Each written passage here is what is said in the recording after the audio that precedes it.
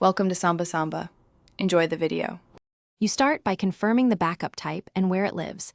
This matters because restores differ for full versus incremental backups. Once done, locate the exact file path: external drive, cloud bucket, or local, / zip, and note its name. Make sure to verify checksum or file size so you avoid corrupted transfers. If a password or key is required, have it ready. This early verification prevents wasted time and ensures the restore process will use a valid, complete backup file. You now open the Restore tool or OS utility and select the backup file you verified. Next, map source folders or database schemas to your target locations because incorrect mappings create misplaced files. Make choices for overwrite behavior, replace, keep both, or skip duplicates so you control data handling. While files copy, monitor progress and any reported checksum or permission errors.